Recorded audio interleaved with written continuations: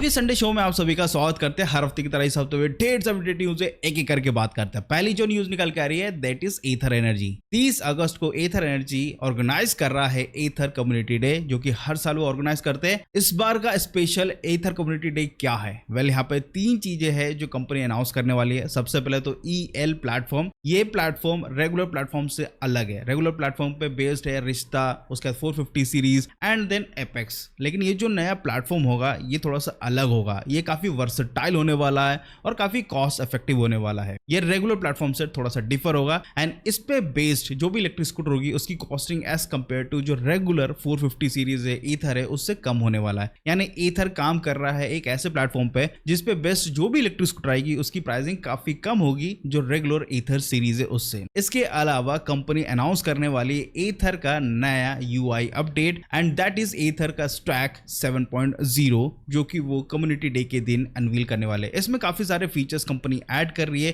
थोड़ा सा और स्क्रूटनाइज और थोड़ा बेटर करने का काम करने वाली है। इसके अलावा जो मेन थिंग है दैट इज ईथर ग्रिड, उसमें भी अपडेशन है। यहाँ पे जो ईथर ग्रिड अब ये अपडेट करने वाले हैं उसमें अब आपको ज्यादा क्विकर और मोर कन्वीनियंट होने वाला है ईथर ग्रिड। और इसके अलावा either battery as a service करके भी एक ऑप्शन प्रोवाइड करने वाली है। हो सकता है कि EL प्लेटफॉर्म पे जो बेस्ट इलेक्ट्रिक स्कूटर हो वो आपको बैटरी एज अ सर्विस के साथ भी देखने को मिल सकता है। अभी फिलहाल सारी डिटेल्स आपको 30 अगस्त को मिल जाएंगे इस चैनल पे, तो सब्सक्राइब करके जरूर रखिएगा। नेक्स्ट न्यूज की बात करते हैं। हीरो की सब्सिडियरी ब्रांड वीडा ने रिसेंटली VX2 सीरीज को लॉन्च किया था जिसमें 2 मॉडल है, VX2 Go and Vida VX2 plus. दोनों की जो प्राइसिंग थी जब लॉन्चिंग के समय इंट्रोड्यूस किया गया था उससे कंपनी ने 15,000 लगभग कम कर दिया। लगभग इसलिए बोल रहा हूं कि किसी में थोड़ा सा कम है, किसी में थोड़ा सा ज्यादा है। कितनी प्राइसिंग अभी के टाइम में है और ये इंट्रोडक्टरी ऑफर है जो कंपनी ने प्रोवाइड किया है एंड इंट्रोडक्टरी ऑफर जब तक है तब तक है। उसके बाद जो रेगुलर प्राइसिंग कंपनी ने रखा है वो वही रहने वाला है। तो लॉन्चिंग के समय क्या प्राइसिंग था और अभी के टाइम में क्या प्राइसिंग है वो भी मैं आपको एक एक करके बताता हूं। तो VX2 Go वेरिएंट की बात करते हैं तो लॉन्चिंग के समय था फुल बैटरी कॉन्फ़िगरेशन के साथ जिसमें आपको बैस वाला सिस्टम नहीं है, तो 99,490 रुपीज था।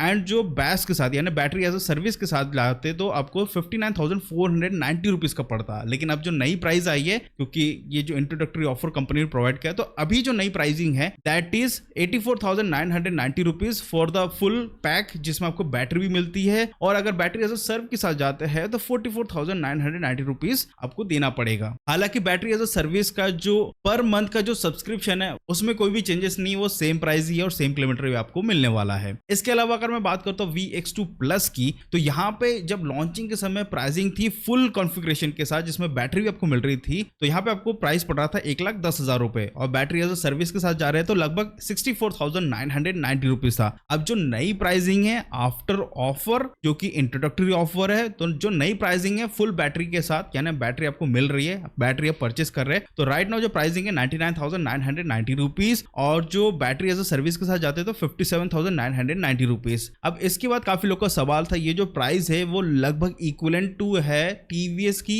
iQube 3.1 kWh battery pack. तो क्या हमें इस गाड़ी की तरफ जाना चाहिए या फिर TVS iQube की 3.1 kWh बैटरी की तरफ जाना चाहिए? उसके लिए नेक्स्ट वीडियो जरूर देखना क्योंकि एक कंपैरिजन वीडियो लेकर आऊंगा, तो उसमें आपको सब कुछ बताऊंगा और ट्राई करूंगा कि आपके डाउट्स क्लियर करे कि किसको किसकी तरफ जाना चाहिए और किसको किसकी तरफ जाना चाहिए। चलिए बढ़ते हैं नेक्स्ट न्यूज की तरफ। और ये जो न्यूज है काफी बड़ी न्यूज चल रही है पूरे इंटरनेट पे। टेस्ला 15 जुलाई को अपना पहला शोरूम को ओपन करने वाले हैं, वो भी मुंबई में। एंड ये जो टेस्ला का जो नया शोरूम है ये ओपन हुआ है BKC में एंड बांद्रा कुर्ला कॉम्प्लेक्स में। एंड यहाँ पे टेस्ला के जो CEO है इलोन मस्क वो भी आने वाले हैं। हालांकि यहाँ पे इंडिया में टेस्ला की गाड़ी को अभी डेवलप नहीं किया जा रहा है, ये गाड़ी इंपोर्ट होकर आएगी तो अच्छा खासा इंपोर्ट ड्यूटी लगने वाला है, लगभग आपको महंगी ही मिलने वाली है। तो यहाँ पे जो पहला मॉडल जो अभी तक न्यूज में आया है दैट इज मॉडल Y जो कि कंपनी इंट्रोड्यूस करेगी इंडिया में और अपने शोरूम में रखने वाली है। अब ये जो शोरूम है ये लगभग 24,500 स्क्वायर फीट का है, काफी बड़ा शोरूम है जिसकी जो पर मंथ जो रेंट है वो है 37.5 लाख रुपीस और ये लीज पे लिया गया 5 साल के लिए। अब यानी कंपनी पहले देखेगी 5 साल तक कि क्या चल रहा है, लोग गाड़ी ले रहे हैं नहीं ले रहे हैं, कैसा डिमांडिंग है। तो 5 साल बाद अगर इनको लगता है कि एक्सपांड करना चाहिए तो फिर वो करेगी, नहीं तो फिर हो सकता है 5 साल बाद टेस्ला वापस जा सकती है। डिपेंड करता है कि कैसा रिस्पॉन्स आता है इंडिया से टेस्ला के लिए। और जो मॉडल वाई जो व्हीकल आएगी उसकी जो पहली डिलीवरी होगी वो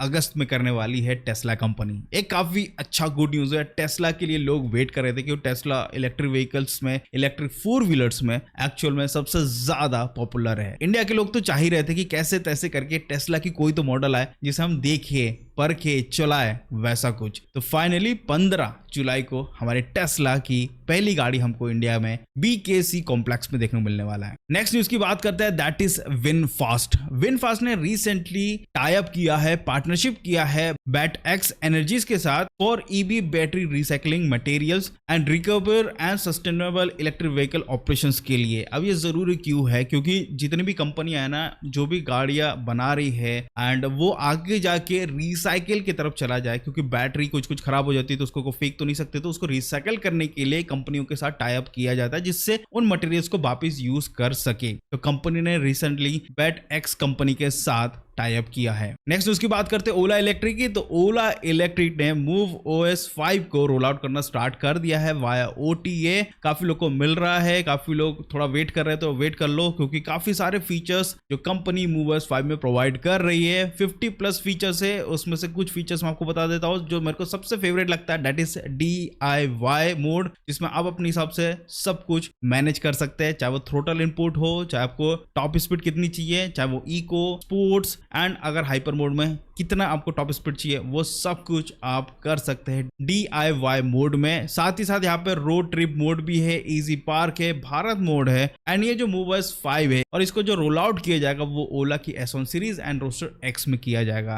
आप लोगों का काफी सवाल था कि रोस्टर की और कोई अपडेट आएगी, तो 15 अगस्त को रोस्टर जो इनकी अपकमिंग इलेक्ट्रिक बाइक है उसके ऊपर भी अपडेट है और साथ ही साथ ओला एक इलेक्ट्रिक स्कूटर को भी शोकेस करने वाला है। अब उसका नाम क्या होगा वो तो आपको कमेंट बॉक्स में गैस करना होगा।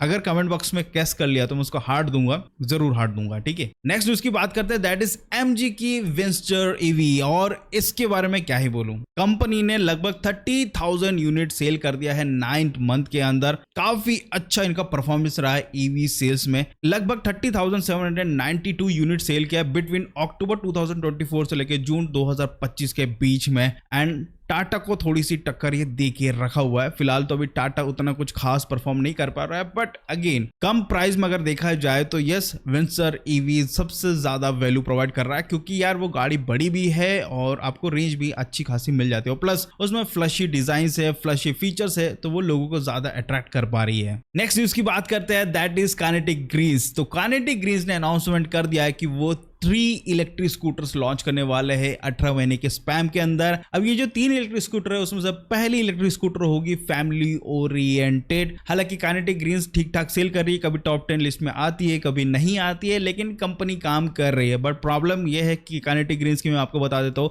यार, उनकी जो बिल्ड क्वालिटी है उतना कुछ खास नहीं है। वो वैसी रेगुलर गाड़ियों जैसी देखने को मिलती है जो दूसरी कंपनी भी सेल करती है, जिनकी प्राइसिंग काफी कम होती है, तो बिकती है, लेकिन वो लोग उतना अच्छा काम क्यों नहीं कर रहे। मतलब अच्छा कुछ प्रोडक्ट लेकर आओ, खुद का कुछ लेकर आओ, कुछ R&D करो, कुछ नया लेकर आओ, मिड ड्राइव मोटर के साथ लेकर आओ, सब में BLDC मोटर मिलता है। यार थोड़ा सा जरूरी है, लोगों को अगर लुभाना है तो थोड़ा क्वालिटी प्रोवाइड करना जरूरी है इंडिया में, नहीं तो वही 200, 300, 500 तक ही सेल होते हैं, देन उससे ज्यादा कुछ नहीं, ज्यादा 1000, 1200 मैक्स, उससे ज्यादा नहीं। ऑल ओवर इंडिया की बात कर रहा हूँ। नेक्स्ट न्यूज, एक्चुअल में ये जो न्यूज है ना काफी हाईलाइटेड था लास्ट वीक, अर्थ मैग्नेट का शॉर्टेज इंडिया में, यानी बजाज, एथर, TVS इनको प्रॉब्लम हो रही है अपनी प्रोडक्शन को कंटिन्यू करने में एंड प्रोडक्शन कंपनियां हाफ कर चुकी है, क्योंकि जो अर्थ मैग्नेट जो बेसिकली हम चाइना से मंगवाते हैं, ये आपके सामने इमेज आ रहा होगा, ये अर्थ मैग्नेट है, ये हम मंगवाते हैं चाइना से। अब ये जो अर्थ मैग्नेट है जो हम चाइना से मंगाते हैं, वहां से सप्लाई अब काफी कम हो चुकी है। इससे क्या हो रहा है कि कंपनियां मोटर को डेवलप सही से नहीं कर पा रही, क्योंकि मटेरियल ही कम है, तो कैसे ज्यादा बनाएंगे। हालांकि पिछले 2-3 महीने से इशू चल रहा है, बट 2-3 महीने से ऐसा कुछ देखने को नहीं मिल रहा, क्योंकि कंपनी ने जैसे तैसे करके मैनेज करके रखा है, लेकिन लेकिन कमी है। तो इसके ऊपर गवर्नमेंट ने क्या किया, सेंट्रल गवर्नमेंट ने क्या किया है, उन्होंने प्लान आउट किया है कि 1345 करोड़ का इनिशिएटिव स्कीम लाया है for the rare earth magnet, जो कि हैवी मिनिस्ट्री की तरफ से अनाउंसमेंट आया है, जिससे इंडिया का डिपेंडेंसी चाइना से थोड़ा सा रिड्यूस हो जाएगा। और इस स्कीम के तहत जो मैग्नेट है, जो मैन्युफैक्चरिंग होगी, वो एंड टू एंड इंडिया में ही होना चाहिए। इसी कारण से ये स्कीम को लाया गया है। लेकिन इन सारे प्रोसेस को और गवर्नमेंट के सारे स्कीम को पूरा इंप्लीमेंट होके ऑपरेशनल होने में 1 साल लग जाता है। सच्चाई यही है। तो 1 साल तक क्या होगा which we don't know, but अभी इशू चल रहा है। अभी सिर्फ 3 कंपनियों ने बताया है, बाकी ओला की तरफ से ऐसा कुछ नहीं है कि भैया हमारे पास अर्थ मैग्नेट कम है, ये कुछ नहीं है। ओला का बढ़िया चल रहा है, उनका प्रोडक्शन जैसा था वैसे ही चल रहा है। बस 3 कंपनियों ने अभी तक आपत्तियों को व्यक्त किया है कि